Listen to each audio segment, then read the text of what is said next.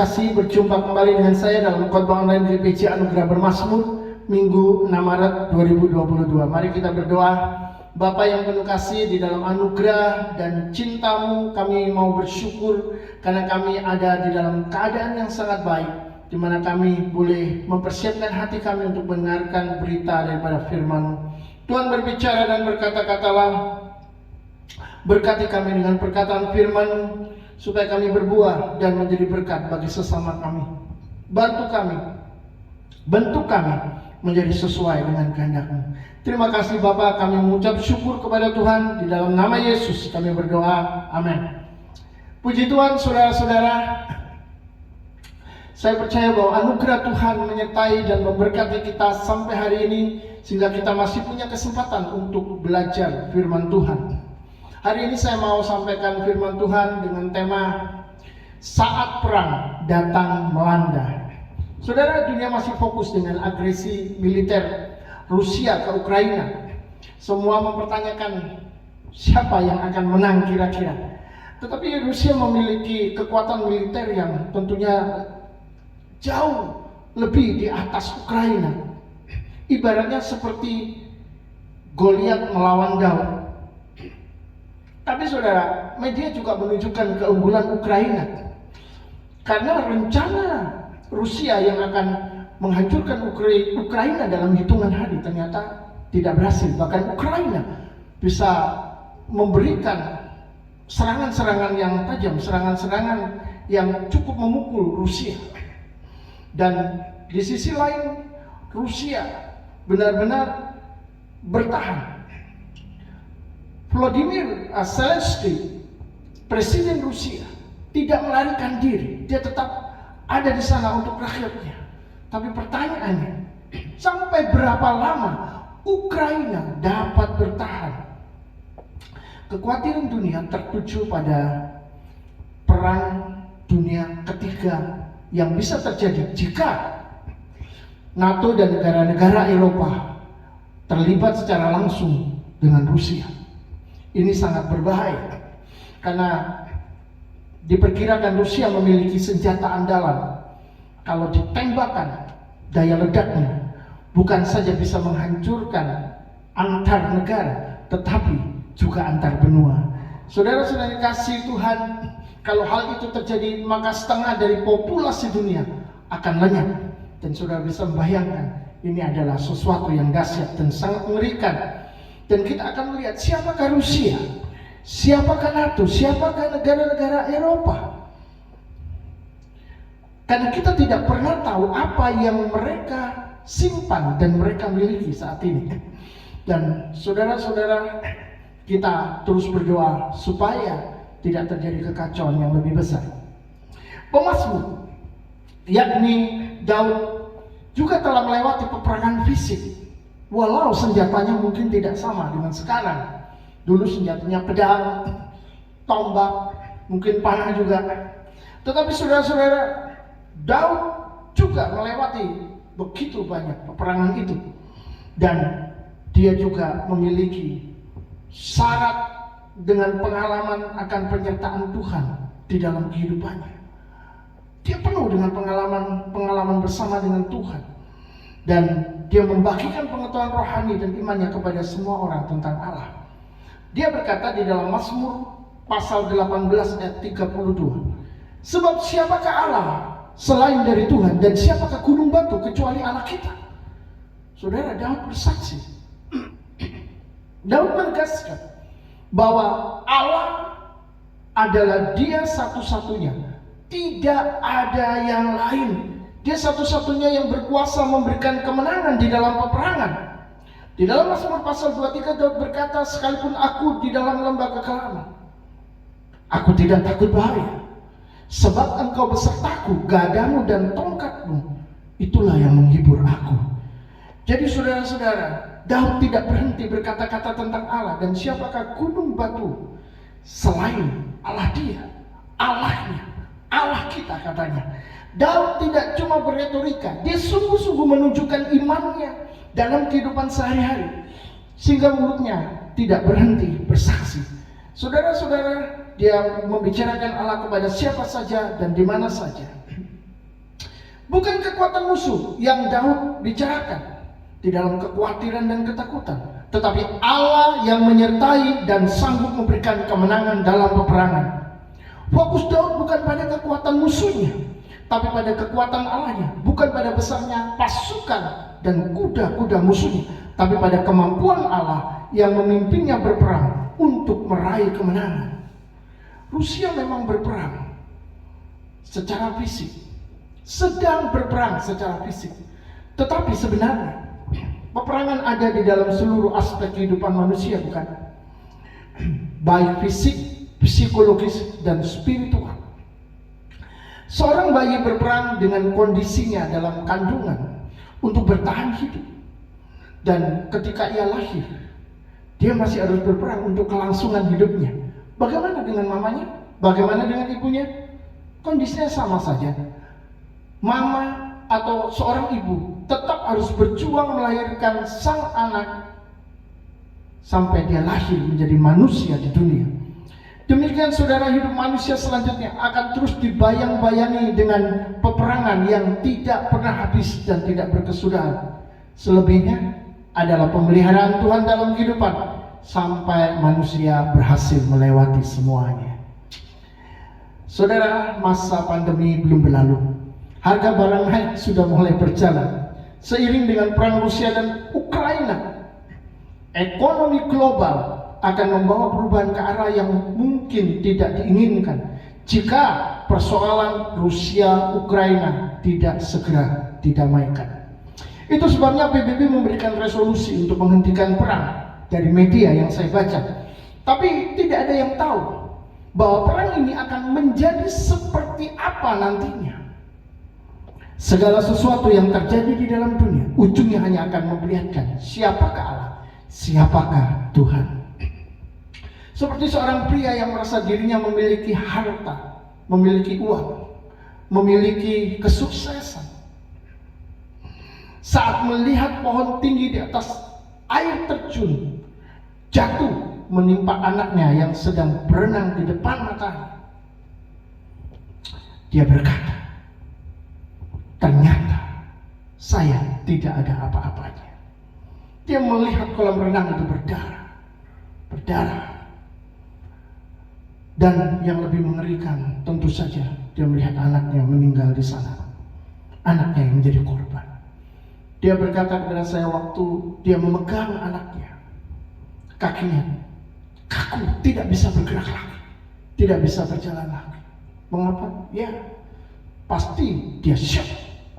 Dia tercengang dengan peristiwa yang naas itu, dan itu membuka matanya untuk melihat kebesaran Tuhan. Demikian juga dengan perjalanan di laut yang melibatkan banyak orang. Ketika angin ribut datang, air masuk ke dalam kapal. Para nelayan yang sebenarnya sangat berpengalaman di dalam laut, tapi ternyata saat itu mereka juga akhirnya menjadi panik, menjadi takut dan merasa waktunya tinggal sedetik, alias mereka merasa sebentar lagi mereka akan mati.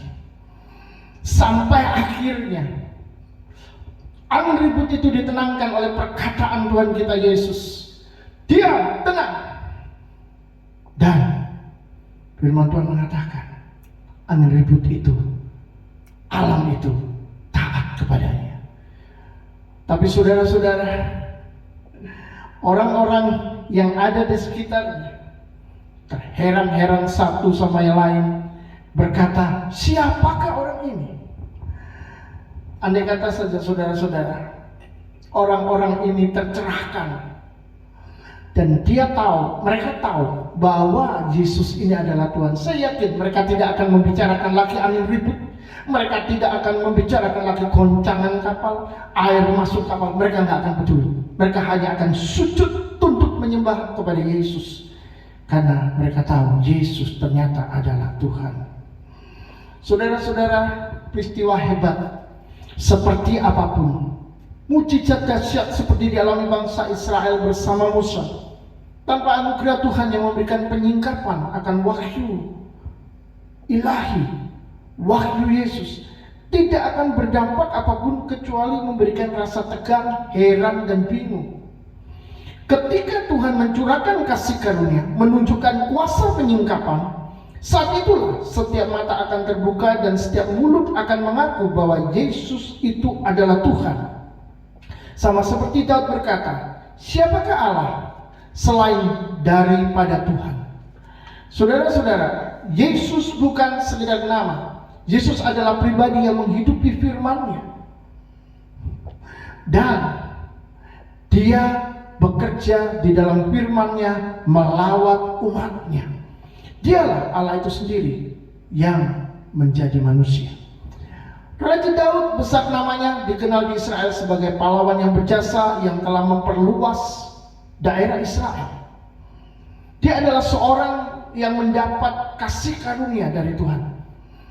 Dari yang dikatakannya, kita akan mengetahui bahwa Daud bisa melihat ke depan. Dia adalah seorang raja, tapi dia juga adalah seorang nabi. Ia melihat Kristus yang akan datang. Di dalam Mazmur 110 ayat 1, Mazmur Daud, demikianlah firman Tuhan kepada Tuanku, duduklah di sebelah kananku sampai kubuat musuh-musuhmu menjadi tumpuan kakiku. Saudara, Tuhan Yesus menyinggung ayat ini untuk membuka pikiran orang-orang Farisi yang tidak paham firman. Ketika bertanya kepada mereka tentang siapakah Mesias, para ahli agama itu menjawab bahwa Mesias adalah anak Daud.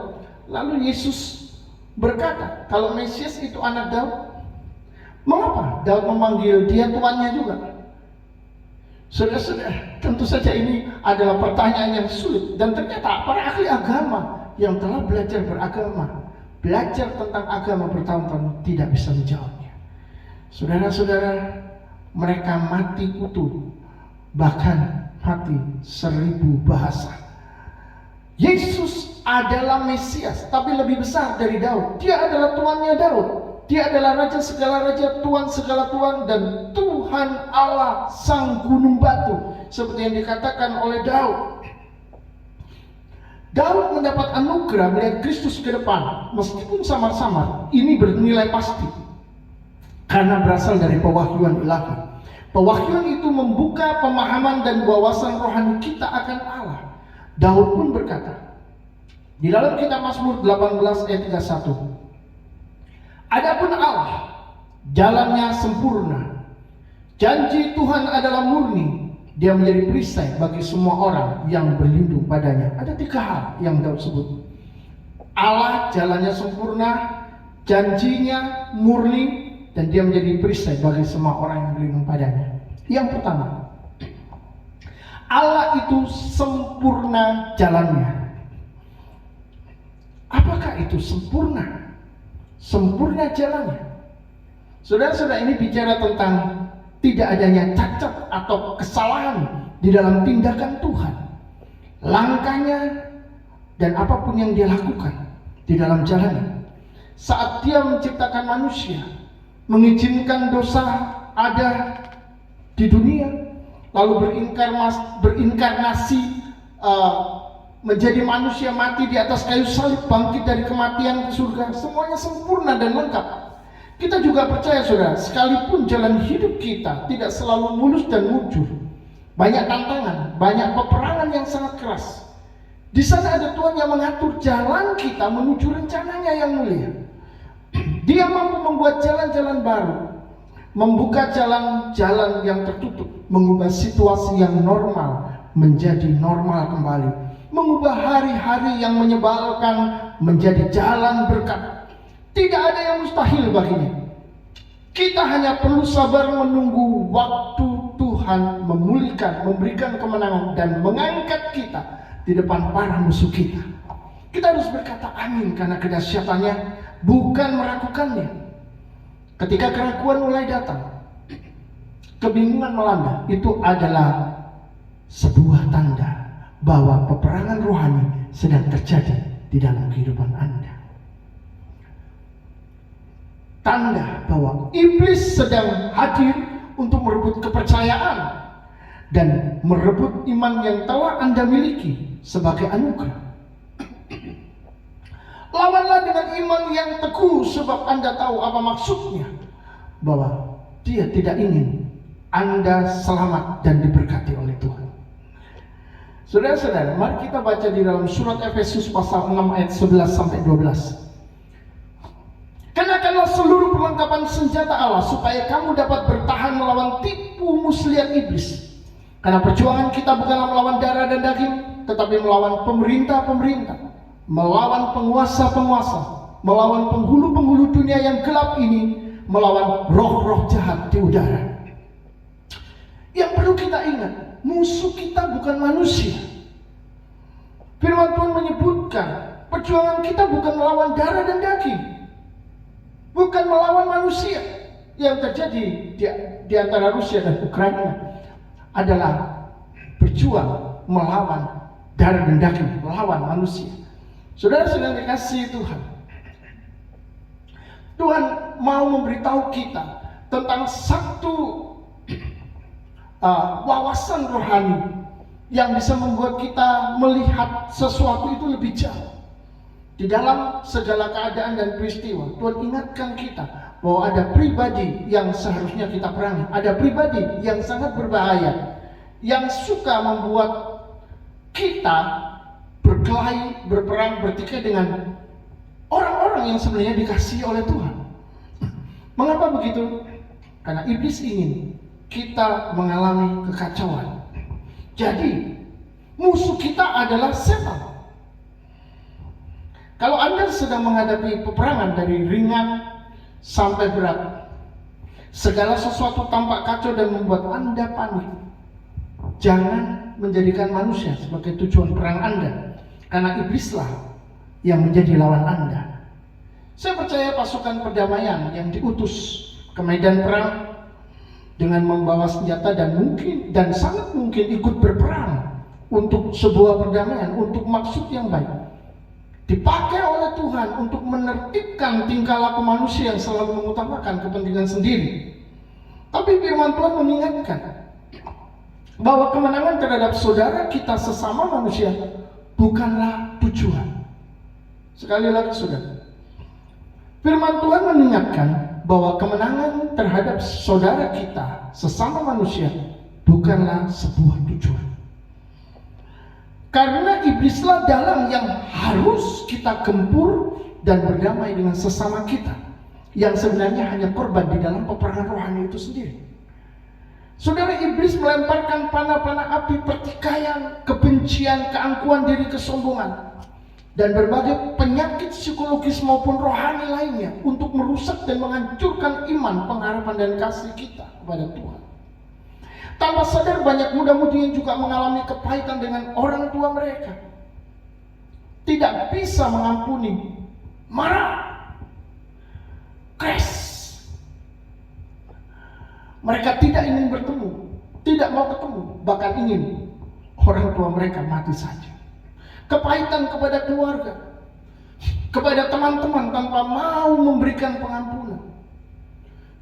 Saudara, sebenarnya siapapun Anda yang mendengarkan firman Tuhan hari ini dan Anda dalam keadaan seperti itu, Anda perlu tahu Anda sebenarnya sedang berada di lapangan perang, dan iblis sedang membawa orang-orang seperti Anda ke sana untuk dihancurkan, termasuk yang sedang kecanduan dengan banyak ikatan lainnya. Minta belas kasihan Tuhan agar Anda bisa perang balik, melawan balik kekuatan-kekuatan musuh Anda, dan Anda mengalami kemerdekaan di dalam kasih, mengalami pertobatan, mengalami pemulihan, mengalami kebaikan Tuhan dan kemurahan Tuhan. Belum lagi saudara yang terpuruk dalam lembah kebencian, kemarahan, keputusasaan, dan keinginan untuk bunuh diri. Juga keluarga-keluarga yang dipecah belah dan hidup dalam kebencian. Bukankah ini seperti perang saudara? Rusia, Ukraina juga perang saudara mungkin ya. Siapa yang mengadu domba? Tentu saja iblis. Dan kalau itu tidak bisa dipulihkan, maka bisa dipastikan kekuatan iblis sangat kuat di sana. Saudara-saudara, firman Tuhan mengajak kita keluar dari sana. Sembuhkan dirimu dengan menerima kuasa dan firman-Nya. Jadilah kuat di dalam Tuhan, di dalam kekuatan kuasa-Nya, dan ambillah seluruh perlengkapan senjata Allah, karena Tuhan akan memberikan kemenangan kepadamu. Tetaplah percaya, serumit apapun jalan Anda, di sana ada rancangan Tuhan yang sempurna. Maka ucapan syukur dan sukacita dari Tuhanlah yang akan memenuhi hati orang-orang yang percaya. Yang kedua, janji Tuhan adalah murni. Apa itu? Janji Tuhan murni. Itu bicara tentang bersih. Tak ada campuran dan tak ada kepalsuan di dalam janji Tuhan. Allah tidak pernah berbohong dan mengingkari firman-Nya. Semua yang dikatakannya pasti akan digenapi. Saat Tuhan berjanji membuat keturunan Abraham seperti bintang-bintang di langit dan pasir di laut. Saudara-saudara, hal itu sungguh-sungguh digenapi. Meskipun sebenarnya itu adalah mustahil. Mengapa? Karena Abraham sudah tua, Sarah sudah tua dan sudah mati hai. Tetapi waktu menunjukkan bahwa janji Tuhan tidak pernah berubah dulu, sekarang, sampai selama-lamanya. Karena janji itu telah digenapinya. Dan sekarang sudah bisa melihat keturunan Abraham ada di mana-mana. Mereka adalah orang-orang Israel. Sampai akhirnya juga ada di Jerman, ada di Amerika, ada di mana-mana, saudara. Di Indonesia juga ada. Tuhan tidak pernah memiliki maksud jahat dalam setiap perjanjian kepada umatnya. Ini juga salah satu arti dari janji Tuhan adalah murni. Saudara-saudara, maksud Tuhan selalu baik kepada umatnya. Di dalam 2 Korintus pasal 2 ayat 17 dikatakan, sebab kami tidak sama dengan banyak orang lain yang mencari keuntungan dari firman Allah. Sebaliknya dalam Kristus kami bicara dengan maksud-maksud murni atas perintah Allah dan di hadapannya. Paulus menjelaskan pengertian murni itu sinonim dengan tidak mencari keuntungan. Saudara-saudara, percayalah pada janji Tuhan yang bebas dari penipuan dan omong kosong seperti yang sering kita jumpai di sekitar kita. Jika Dia membuat suatu janji dengan kita, maka bisa dipastikan kitalah yang akan mendapat untung. Karena Tuhan tidak pernah memiliki maksud jahat, maksud yang tersembunyi. Dia adalah Allah yang sangat murni. Yang ketiga, Tuhan adalah perisai bagi yang berlindung padanya. Dialah yang memberikan jaminan perlindungan bagi orang-orang yang berlindung kepada Dia. Dalam hidup ini, saudara, manusia mengalami hal-hal yang tidak terduga. Kemarin saya membuka YouTube dan mendengar cerita seorang anak yang sudah putus asa karena ibunya dinikahi oleh 40 jin dan sering disiksa. Dan itu sepertinya telah terjadi bertahun-tahun. Rupanya jin itu ingin membunuh ibunya. Karena ibu ini ketika ditinggal anaknya sebentar saja langsung dibawa lari oleh iblis ke kamar mandi. Pintu dikunci. Lalu ibu ini mengambil apa saja yang ada di dalam kamar mandi itu. Baik bak, gayung, apa saja. Dipukulkan, dihantamkan kepada dirinya sendiri. Sampai dia mengalami luka-luka berdarah-darah. Wah, saudara, tentu saja ini ngeri, saudara. Yang jelas, saudara, ketika ibu itu sedang dalam keadaan normal, dia berkata kepada anaknya, tolong mama, tolong ibu, tolong saya. Tapi apa daya, tangan tak sampai. Anak-anak pun tidak mampu dan tidak bisa menolongnya. Saya percaya Yesus adalah jawaban hidupnya. Saudara-saudara, Tuhan memberikan janji kepada mereka yang mau berlindung padanya, memberikan keselamatan, kesembuhan, dan kemenangan. Masih banyak lagi peperangan terjadi di sekitar kita, termasuk perang pikiran yang membuat seorang menjadi lelah dengan pikirannya sendiri dan hancur karena yang masuk di dalam konsep-konsep pikirannya adalah sesuatu yang negatif, yang tidak sesuai dengan firman Tuhan. Ada orang-orang yang hidupnya terus berputar dengan pikiran-pikiran yang kadang-kadang tidak masuk akal. Saudara-saudara yang dikasihi Tuhan, di dalam Mazmur pasal 7 ayat yang ke-11, firman Tuhan berkata, perisai bagiku adalah Allah yang menyelamatkan orang-orang yang tulus hati. Itu sebabnya kalau kita mau bertemu dengan Tuhan, kita mau memiliki persekutuan dengan Tuhan, firman Tuhan ajarkan satu hal. Engkau harus tulus. Tulus sungguh-sungguh mencari Tuhan. Tidak bermain-main, tidak sembarangan, tidak asal-asalan. Saudara-saudara, Tuhan adalah perisai yang berlindung padanya. Ini bicara tentang Tuhan adalah tempat persembunyian orang-orang yang sedang dikepung oleh gerombolan penjahat. Tuhan jadi perisainya. Tuhan menjadi pelindungnya.